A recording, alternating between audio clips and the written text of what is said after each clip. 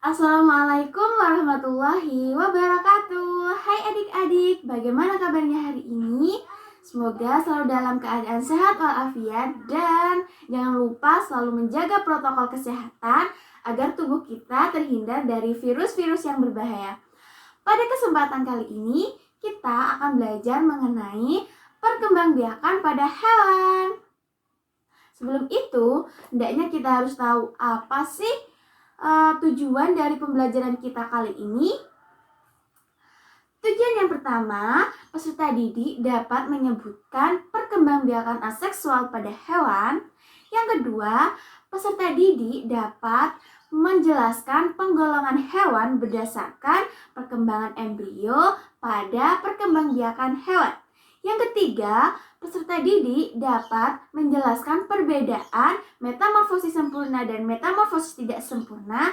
Dan yang terakhir, peserta didik dapat menjelaskan teknologi perkembangbiakan pada hewan. Beberapa hewan dapat melakukan perkembangbiakan secara aseksual sebagaimana pada tumbuhan. Bagaimana sih perkembangbiakan aseksual pada hewan? Bagian tubuh manakah yang dapat berkembang biak secara aseksual? Dan bagaimana sifat keturunannya nanti? Maka dari itu kita akan memasuki materi pertama, yaitu perkembangbiakan aseksual pada hewan. Perkembangbiakan aseksual pada hewan yang pertama yaitu dengan cara membentuk tunas. Apa sih membentuk tunas itu? Bagaimana perkembangbiakannya? Perkembangbiakan aseksual pada hewan yang pertama yaitu dengan cara membentuk tunas. Membentuk tunas adalah salah satu perkembangbiakan pada hewan dengan cara membentuk tunas untuk menghasilkan keturunannya. Contoh dari hewan yang melakukan perkembangbiakan dengan cara ini yaitu hewan dari filum Porifera dan Solentarata. Filum Solentarata yaitu contoh hewannya yaitu ubur-ubur dan juga Hydra sp. Berikut adalah mekanisme perkembangbiakan Hydra sp. Mekanisme perkembangbiakan pada Hydra sp yaitu dengan cara menumbuhkan tunas di dalam tubuhnya. Kemudian tunas tersebut akan tumbuh dan berkembang hingga batas waktu yang tertentu. Setelah tunas tersebut dewasa, tunas tersebut akan melepaskan diri dari tubuh induknya dan menjadi individu baru. Perkembangbiakan aseksual yang kedua yaitu dengan cara fragmentasi. Fragmentasi adalah salah satu cara perkembangbiakan pada hewan dengan cara memutus atau memotong bagian tubuhnya menjadi dua bagian dan dua bagian tersebut akan tumbuh menjadi dua individu baru. Perkembangbiakan dengan cara ini terjadi melalui dua tahap. Tahap pertama yaitu tahap fragmentasi. Tahap fragmentasi adalah tahap di mana induk melakukan pemotongan atau pematahan tubuhnya menjadi dua bagian atau lebih. Tahap yang kedua yaitu tahap regenerasi, yaitu tahap di mana potongan-potongan tubuh induknya tadi akan tumbuh dan berkembang menjadi bagian-bagian tubuh yang tidak dimilikinya. Selanjutnya, setiap potongan tubuh tersebut akan menjadi individu baru dengan bagian tubuh yang lengkap sebagaimana pada induknya. Perkembangbiakan aseksual yang ketiga yaitu dengan cara partenogenesis. Partenogenesis merupakan bentuk perkembangbiakan hewan di mana betina menghasilkan sel telur yang dapat berkembang tanpa melalui proses fertilisasi. Contoh hewan yang melakukan perkembangbiakan dengan cara partenogenesis yaitu ada lebah, semut, tawon, kutu air, dan kutu daun. Pada lebah, ovum yang dibuahi akan tumbuh dan berkembang menjadi lebah betina, sedangkan ovum yang tidak dibuahi akan tumbuh menjadi lebah jantan. Selanjutnya kita akan memasuki materi yang kedua yaitu perkembangbiakan seksual pada hewan. Sebagian besar hewan berkembang biak dengan cara seksual. Perkembangbiakan dengan cara seksual terjadi melalui proses perkawinan antara hewan jantan dan juga hewan betina. Melalui proses ini akan terjadi proses fertilisasi. Fertilisasi merupakan peleburan antara inti sel sperma dan juga inti sel telur. Proses fertilisasi ini nantinya akan menghasilkan zigot. Zigot kemudian akan berkembang menjadi embrio atau calon anak, dan kemudian embrio tersebut akan tumbuh dan berkembang hingga terbentuk individu baru. Tahu nggak kalian bahwa proses fertilisasi ini dapat terjadi melalui dua cara? Yang pertama yaitu fertilisasi internal dan yang kedua yaitu fertilisasi eksternal. Fertilisasi internal adalah proses fertilisasi di mana peleburan antara inti sel sperma dan juga inti sel telur terjadi di dalam tubuh induknya. Sedangkan pada fertilisasi eksternal yaitu proses fertilisasi yang terjadi di mana peleburan inti sel sperma dan juga inti sel telur terjadi di luar tubuh induknya. Berdasarkan cara perkembangan dan kelahiran embrionya, hewan yang melakukan perkembangbiakan secara seksual terbagi menjadi 3 cara. Yang pertama ada ovipar, vivipar, dan juga ovovivipar. Sekarang kita akan bahas yang pertama yaitu vivipar. Perkembangbiakan secara vivipar adalah perkembangbiakan dengan cara beranak atau melahirkan. Embrio yang telah terbentuk akan tumbuh menjadi individu baru di dalam rahim induknya hingga siap untuk dilahirkan. Hewan vivipar adalah hewan mamalia atau menyusui. Contohnya yaitu lumba-lumba, kambing, kucing, harimau, dan lain-lain. Kemudian yang kedua yaitu ovipar. Ovipar merupakan perkembangbiakan dengan cara bertelur. Embrio yang telah terbentuk akan tumbuh menjadi individu baru atau anaknya di luar tubuh induknya, yaitu berkembang di dalam telur sebelum menetas menjadi individu yang baru. Selanjutnya yaitu ovovivipar. Ovovivipar merupakan perkembangbiakan hewan dengan cara bertelur dan melahirkan. Embrio yang tergolong di dalam perkembangbiakan hewan ovovivipar sebenarnya berkembang di dalam telur, namun tidak dikeluarkan dalam bentuk telur sebagaimana pada hewan ovipar. Telur tetap berada di dalam tubuh induknya. Setelah umur embrio dirasa sudah cukup untuk dilahirkan, selanjutnya telur akan menetah di dalam tubuh induknya dan kemudian anaknya akan dilahirkan. Selanjutnya kita akan memasuki materi yang ketiga, yaitu perkembangan hidup pada hewan. Setiap hewan memiliki tahap perkembangan hidup yang dimulai dari perkembangan embrio, kemudian proses kelahiran, perkembangan menuju kedewasaan, berkembang biak, dan juga proses kematian. Pada beberapa jenis hewan, telur akan berkembang menjadi hewan muda yang struktur dan fungsi organ tubuhnya mirip dengan hewan dewasa atau imago. Selama perkembangan menuju kedewasaan, hewan muda tidak mengalami perubahan yang signifikan pada struktur dan fungsi tubuhnya. Selama berkembang, hewan muda hanya mengalami pertambahan ukuran hingga menjadi lebih besar.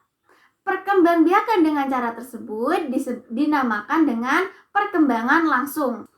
Pada jenis hewan yang lain, hewan muda, struktur, dan juga fungsi organ tubuhnya sangat berbeda dengan hewan dewasa. Hewan muda tersebut kemudian akan berkembang melalui tahapan yang tertentu hingga struktur dan juga fungsi organ tubuhnya sama dengan hewan dewasa. Perkembangan hewan yang demikian disebut dengan metamorfosis. Kalian tahu nggak sih bahwa metamorfosis ini juga terbagi menjadi 2. Yang pertama yaitu metamorfosis sempurna dan yang kedua metamorfosis tidak sempurna. Metamorfosis sempurna adalah metamorfosis yang daur hidupnya terdiri dari 4 tahap, yaitu dimulai dari telur, larva, kepompong, dan juga imago. Bukan hanya itu, struktur dan juga fungsi tubuhnya termasuk di dalam ciri hewan yang bermetamorfosis sempurna. Namun perlu kita ketahui bahwa terdapat hewan yang bermetamorfosis sempurna namun tidak melewati fase kepompong atau pupa, yaitu contohnya pada katak. Hewan yang tergolong bermetamorfosis sempurna yaitu kupu-kupu, katak, lebah, dan juga nyamuk. Berikut adalah perbedaan antara metamorfosis sempurna pada kupu-kupu dan juga metamorfosis sempurna pada katak. Pada kupu-kupu, setelah induk betina dibuahi oleh spermatozoa dari jantan, kemudian akan bertelur di daun-daun.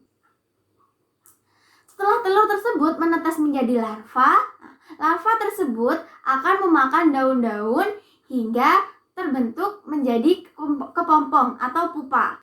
Masa kepompong atau pupa terjadi selama beberapa hari hingga ulat tersebut berubah menjadi kupu-kupu atau imago. Sedangkan pada katak dewasa akan bertelur di dalam air.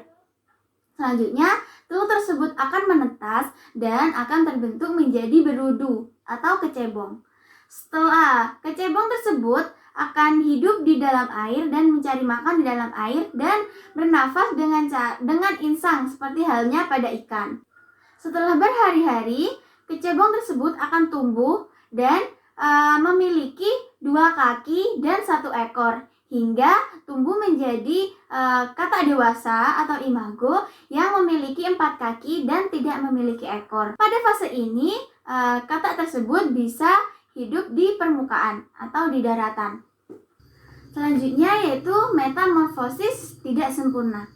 Metamorfosis tidak sempurna adalah hewan yang memiliki daur hidup yaitu telur, nimfa, dan imago. Pada metamorfosis tidak sempurna ini tidak memiliki fase pupa atau kepompong. Dan pada pertumbuhannya pun tidak memiliki perubahan yang besar sebagaimana pada metamorfosis sempurna. Mereka tidak memiliki perubahan antara hewan dewasa dan juga hewan muda, hanya memiliki perubahan pada ukurannya saja. Contoh hewan yang bermetamorfosis tidak sempurna adalah kecoa, belalang, dan jangkrik. Berikut adalah daur hidup pada metamorfosis tidak sempurna. Contohnya pada belalang. Pada belalang dewasa akan bertelur. Telur tersebut akan menetas yang membutuhkan waktu yang cukup lama, yaitu 1 hingga 10 bulan. Selanjutnya, telur tersebut akan menetas dan tumbuh menjadi nimfa atau belalang muda. Pada fase ini, belalang tidak memiliki sayap sehingga belalang tidak dapat terbang. Selanjutnya, belalang akan mencari makan hingga beberapa lama dan tumbuhlah sayapnya sehingga dia dapat terbang. Tahukah kalian pada beberapa hewan melakukan perkembangbiakan secara aseksual dan secara seksual? Contohnya pada ubur-ubur. Ubur-ubur seringkali dijumpai dalam bentuk medusa dan dalam tahap seksual, yaitu dapat menghasilkan sel kelamin. Sel kelamin dilepaskan di dalam air dan terjadi proses fertilisasi. Zigot akan berkembang menjadi larva. Ketika berada di posisi yang sesuai, larva tersebut akan tumbuh menjadi polip. Polip ini disebut dengan skifistoma. Saat pada fase polip, ubur-ubur dapat berkembang biak secara aseksual, yaitu dengan cara membentuk tunas. Polip akan berkembang dan menghasilkan strobila akan terlepas dari induknya dan akan berkembang menjadi medusa kecil atau disebut dengan evira.